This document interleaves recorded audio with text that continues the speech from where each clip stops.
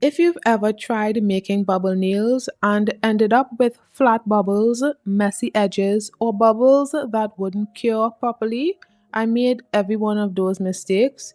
But after a lot of experimenting, I finally figured out a method that actually works. Today, I'll show you exactly how I make these bubble nails, including the biggest mistake that made my first attempt fail. I'm starting with medium length almond full cover tips. Since I've already labeled my sizes, choosing the right ones only takes a few seconds. Since this purple jelly gel was much darker than the other colors, I mixed in a little milky white to lighten it so the finished rainbow looked more balanced. Next, I'm creating small circles on a disposable palette. These will eventually become bubbles. I flash cure each color before moving on to the next one so they keep their shape and don't accidentally blend together. I also make them in different sizes to give the finished nails a more playful look. Once all the bubbles are made, I cured everything again in my larger lamp so they are strong enough to lift off the palette. While removing the yellow bubbles, I noticed the underside wasn't fully cured yet, so I simply flipped them over and cured them again before using them. It's always worth checking before moving on. Another small tip: if you notice tiny air bubbles trapped inside your gel circles before curing, pop them with a pair of tweezers first. Otherwise, those little bubbles will stay there permanently. Now, for the fun part, since I'm applying a little pressure, placing the full covered tips flat on the table makes it much easier to keep everything steady. I add a small bead of the base coat and place the bubble into it. Gently press it down with a silicone tool. One mistake that's easy to miss is the base coat pooling around the bubble when you press it down. Before curing, I remove most of the product from my brush and gently feather that excess base coat outwards. Then flash cure it to lock it in place. It only takes a few seconds, but it keeps the finished nail looking much cleaner instead of leaving raised edges around every bubble. After that, I simply repeat the same process with the remaining colors until the design is complete. Once every bubble is in place, I add another layer of base coat to seal everything in before curing again. Now that all of the bubble tips are finished, it's time to prep my natural nails before applying them. For this set, I'm using Makartt Wisp of White Polygel.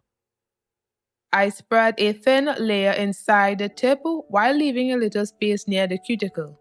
That extra space gives the polygel somewhere to flow when I press the nail into place, helping reduce overflow.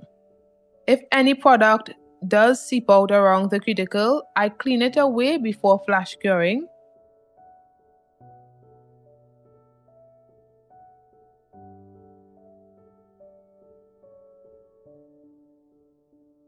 Then I clean the underside and cure again to make sure everything stays neat.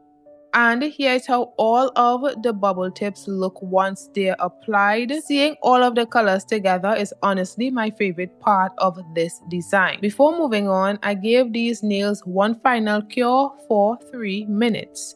During my first bubble nail experiment, I realized the inside hadn't cured completely.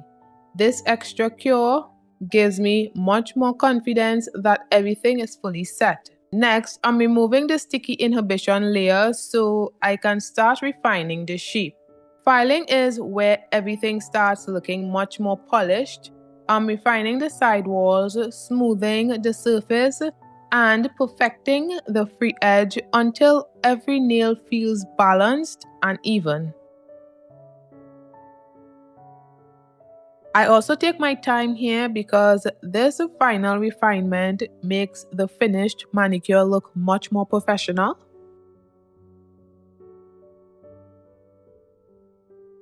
Once I'm happy with the shape, I seal everything with a glossy top coat and cure it. The top coat really brings these bubbles to life. It enhances the transparency, makes the colors appear more vibrant, and helps each bubble stand out even more. The rainbow bubbles already looked beautiful on their own, but I wanted just a little extra sparkle. So I added a few tiny 4-point star stickers before sealing everything with one final layer of top coat. I didn't want to cover every nail with embellishments. Keeping them on just a few nails lets the colorful bubbles remain the main focus, while adding just a little extra sparkle. I also top coat the underside of each nail to help create an even, smoother finish. And that's the finished set. Compared to my first attempt, these bubbles stayed much rounder, looked cleaner, and cured much more reliably. Sometimes the smallest technique changes makes the biggest difference. If you want your nail designs to look even more professional, watch my video on how to make polygel nails look thin and natural next. That technique completely changed the way I build my nails. Thanks so much for watching, and I'll see you in the next one. Bye guys!